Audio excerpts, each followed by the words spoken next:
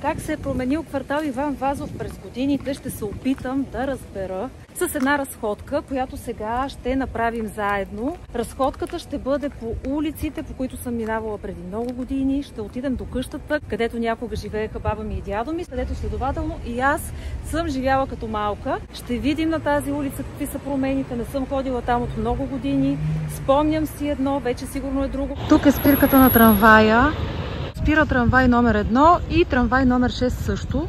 Спирката е 14-та поликлиника. Тук, където се намирам, някакви големи промени няма. По принцип в квартала има много ново строителство. Но сега в момента всичко, което виждам, ми напомня на едно време и не виждам тук в тази част някаква грандиозна промяна. Ще минем по бившата улица Минчо Нейчев, която вече се нарича Балша, и ще видим как се е променило всичко, какво има на мястото на къщата. И аз не съм ходила от много години. Кварталът е много хубав, тих, зелен и няма някакви много високи блокове. Тук има едни блокчета, които си ги спомням от едно време, то се личи, че са по-стари. Вижда се, че са си от тогава. И тук си спомням в началото един хранителен магазин, че имаше. Сега са различни магазините, до блока си е същия. И така, чакаме зеленото, булевард Витоша, и тръгваме по тази улица. Доктор Стефан Сарафов, която води към улица Балша. Доктор Стефан Сарафов е доста променена. Още в самото и начало виждам един чисто нов блок и зад него още един. Някога минавах само покрай къщи тук. Значи ето това е разлика, за която мога със сигурност да ви споделя. Къщите ги няма. На тяхно място са изникнали нови блокове. Тези блокчета, които ви показвам с магазини, с всичко, са все нови. Изчезнало е това усещане за уличка с къщички. Ето само тази е от старите. Сега докато минаваме покрай тази нова сграда, масивна, докато минаваме покрай нея и я разглеждаме, вие се опитайте да си представите къща до къща с дворчета. Промяната е доста голяма. В моите очи училище Христо Г. Данов е единственото нещо, което има общо с онова време. И може би тази уличка има така един тих вид и напомня на предишните времена. Стигаме и до спортното училище, което е на ъгъла. Това е улица Балша. Сменил се е филмът и същото място изглежда по съвсем различен начин. Няма нищо общо с това, което беше някога. Най-вече ги нямаше тези блокове някъде на мястото, на които беше къщата. Все едно съм в някакъв друг живот. Наистина много е странно, как да ви го опиша. За тази улица Балша мога да ви кажа, че тя някога се казваше Минчо Нейчев и я прекръстиха Балша след демократичните промени. Отсреща е текстилния техникум, бившия текстилен техникум, настоящата професионална гимназия по дизайн. Единственото нещо, което си е същото е училището, в което учеше моята най-добра приятелка. И не знам как можем да влезем. Ето как можем да влезем. Насам дори не знам дали има смисъл вече да минавам. Това е разликата в годините. Това е техникума по текстил бившия. От едно време традициите са, че тук се е изучавал текстил и мисля, че от 2005-2006 година някъде е въведена и специалността дизайн. И сега продължаваме да се разхождаме по Балша, за да стигнем до... Хайде да влезем малко да разгледаме гимназията. Ето тук се разхождат и кученца. И сградата, вижте я, тя е доста постегната, чиста и е абсолютно същата, каквато беше някога. Професионална гимназия по дизайн Елисавета Вазова. Се казва към днешна дата бившият техникум по текстил. Тук ми се струва, че е някаква зала, физкултурна зала изглежда. Доста е голямо училището. Зад него вече е булевард България. Ето колите, както се вижда там, че минават. Това е булевард България. Значи ние сме в участъка между булевард България и Витошка. И ето е професионалната гимназия. Вижте сега колко е поддържана и колко е чистичка и как добре изглежда. Тръгваме по по-тихичката част на улица Балша, за да видим дали нататък има такива генерални промени и изменения. Самата уличка, все пак, вие сигурно я усещате, че е много приятна за разходка и това му е хубавото на квартала. Клуб по художествена гимнастика, това е част от спортното училище. Детската градина си я имаше също някога. И виждаме една от по-запазените части на улицата. Тук си е така, както си е било. Честно казано, новите блокове са абсолютно навсякъде, където е имало мегдан да се появят. Това е някаква уличка, която е успоредна на улица Балша.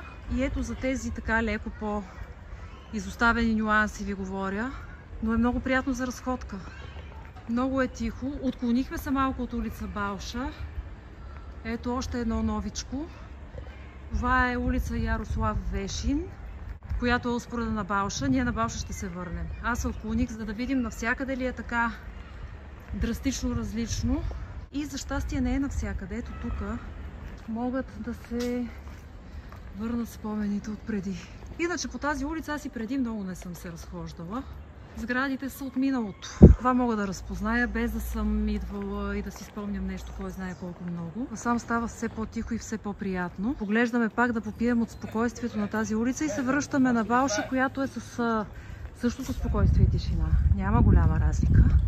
През това време разглеждаме как са изглеждали преди блоковете тук.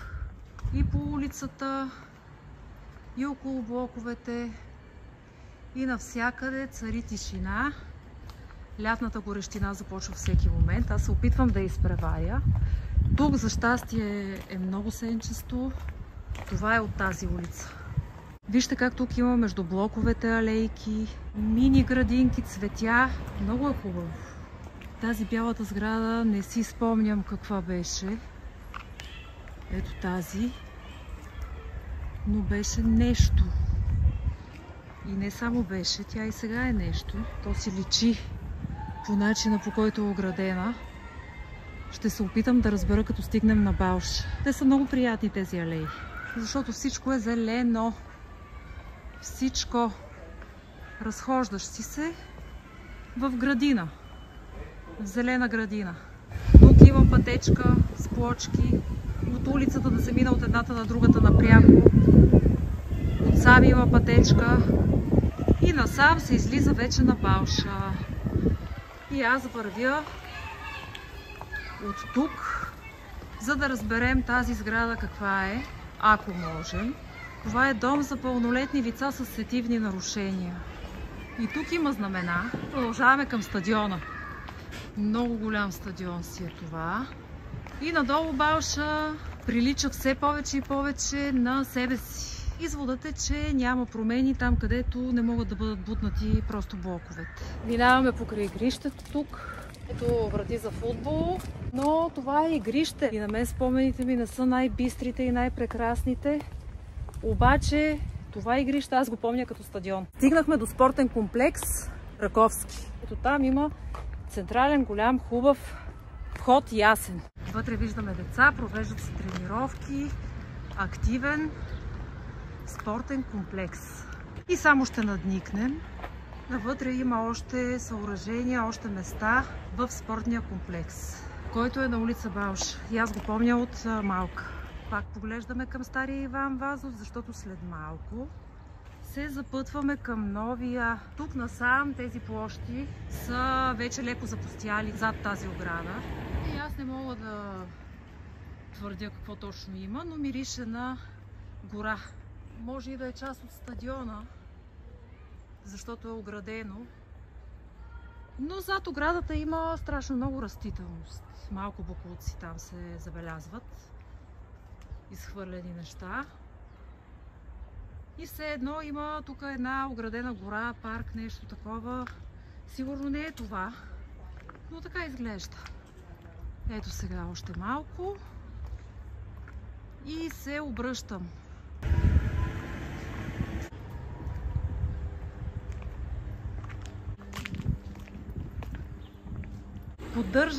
Поддържано е, има цветенца пред блоковете, има грижа, личи си, за да бъде красиво и уютно, чистичко е.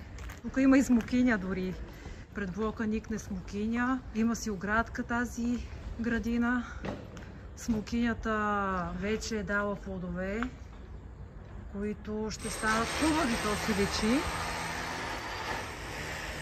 И това е между блоковете.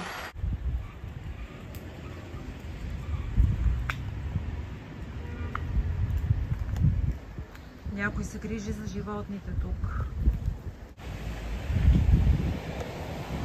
Има си блокчета в Иван Вазов. И си е имало и преди. Жалко за къщите. Сега сме във вътрешността на квартала и си тръгвам.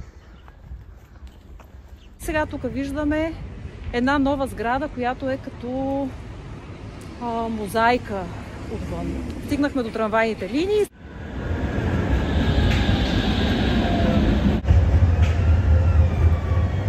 След няколко крачки е Южния парк.